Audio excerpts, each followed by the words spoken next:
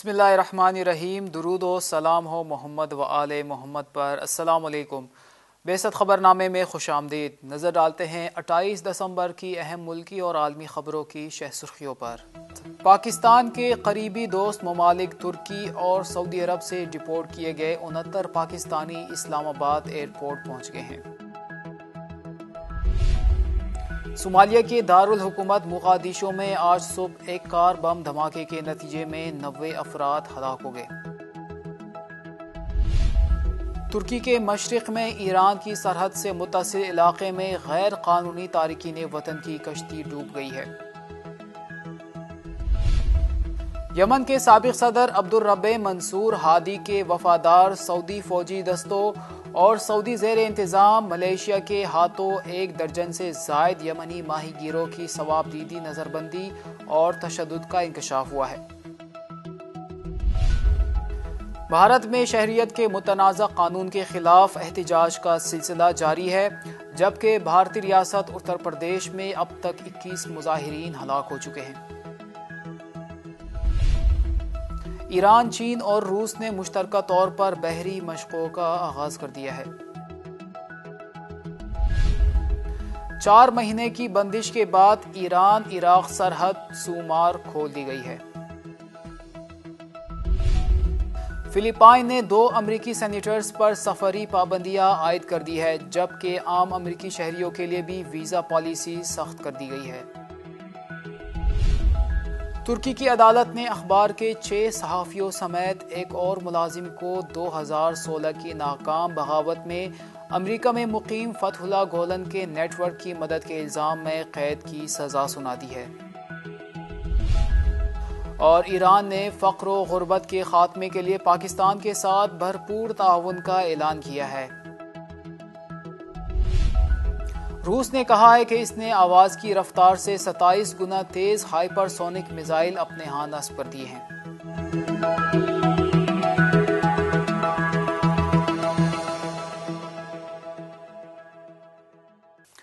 اور اب خبریں تفصیل کے ساتھ۔ پاکستان کے قریبی دوست ممالک ترکی اور سعودی عرب سے ڈپورٹ کیے گئے 69 پاکستانی اسلام آباد ایئرپورٹ پہنچ گئے ہیں۔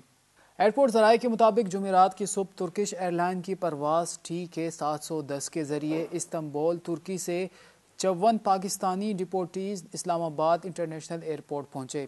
امیگریشن حکام نے ان کی سفری ریکارڈ کی پڑتال کے بعد 11 ڈپورٹیز کو اپنے گھروں میں جانے کی اجازت دی، جبکہ سفری ریکارڈ کی عدم دستیابی پر 43 افراد کو مزید قانونی کارروائی کے لیے پاسپورٹ سیل بھیج دیا گیا۔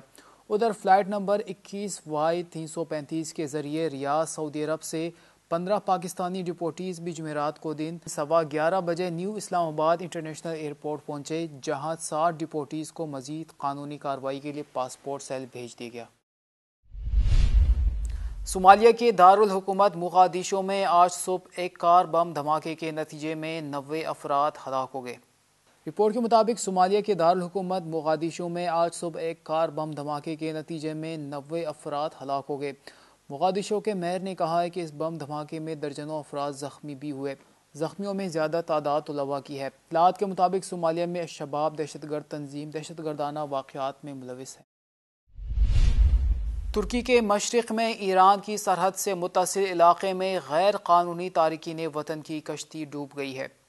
رپورٹ کے مطابق ترکی میں غیر قانونی تارکین وطن کی کشتی ڈوبنے سے کم از کم 7 افراد جاں بحق ہو گئے۔ رپورٹ کے مطابق واقعے میں کئی افراد لاپتہ ہو گئے، جبکہ 64 افراد کو بچا لیا گیا۔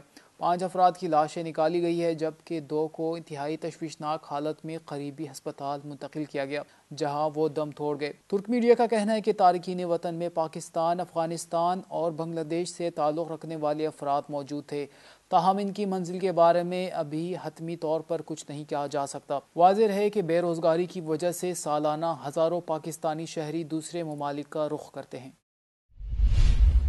یمن کے سابق صدر عبدالرب منصور ہادی کے وفادار سعودی فوجی دستوں اور سعودی زیر انتظام ملیشیا کے ہاتھوں 1 درجن سے زائد یمنی ماہی گیروں کی ثواب دیدی نظر بندی اور تشدد کا انکشاف ہوا ہے۔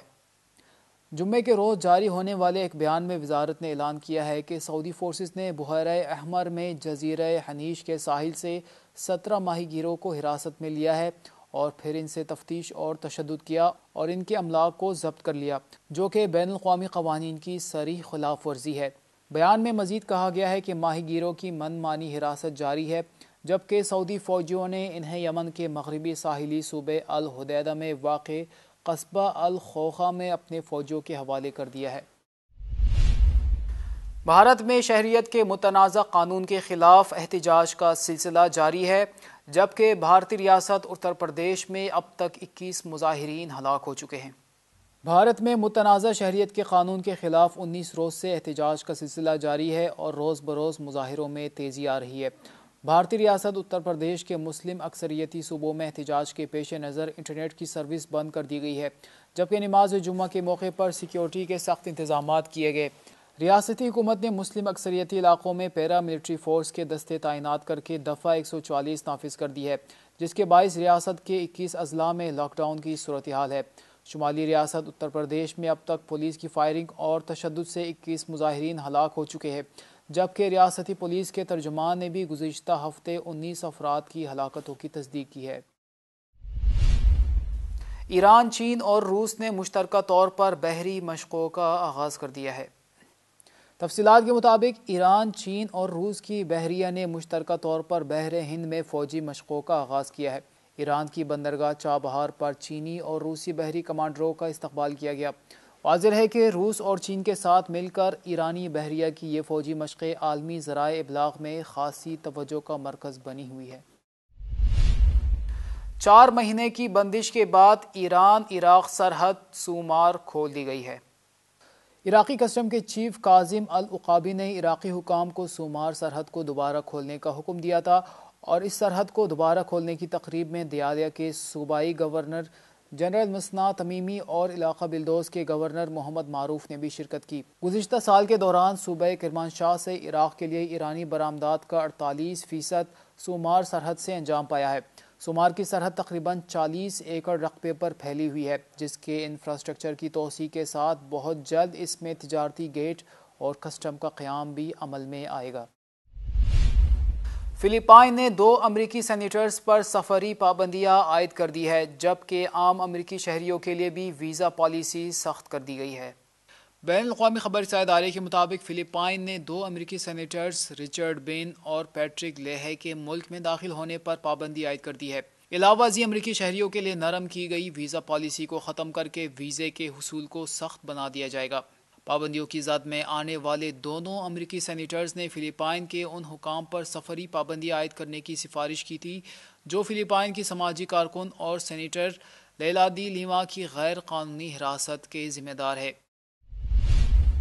ترکی کی عدالت نے اخبار کے 6 صحافیوں سمیت ایک اور ملازم کو 2016 کی ناکام بغاوت میں امریکہ میں مقیم فتح اللہ گولن کے نیٹ ورک کی مدد کے الزام میں قید کی سزا سنا دی ہے۔ رپورٹ کے مطابق 7 افراد پر اخبار سوز جو کے لیے کام کرنے کے ذریعے بغاوت کی سازش کرنے والے فتح اللہ گولن کی معاونت کا الزام تھا۔ خیال رہے کہ سوز جو اخبار ترک صدر رجب طیب اردوان کی حکومت پر شدید تنقید کرتا رہا ہے، تاہم 7 افراد نے الزامات کو مسترد کیا اور ان کی جانب سے فیصلوں کے خلاف اپیل دائر کیے جانے کا امکان ہے۔ واضح ہے کہ مذکورہ کیس سے رجب طیب اردوان کی انتظامیہ پر تنقیدی نیوز کوریج پر کریک ڈاؤن کے خدشات کی شدت میں اضافہ ہوا ہے۔ ترکی کی سرکاری ایجنسی انادولو کے مطابق کالم نگار ایمن کولان کو 3 برس اور نجاتی دوگر کو 6 ماہ قید کی سزائیں ہوئیں۔ علاوہ ازیں اخبار کے chief editor Metin Yilmaz, on line edition کے مینیجنگ ایڈیٹر مصطفیٰ جیتن کو 3 سال سے زائد برس قید کی سزا ہوئی۔ اور ایران نے فقر و غربت کے خاتمے کے لیے پاکستان کے ساتھ بھرپور تعاون کا اعلان کیا ہے۔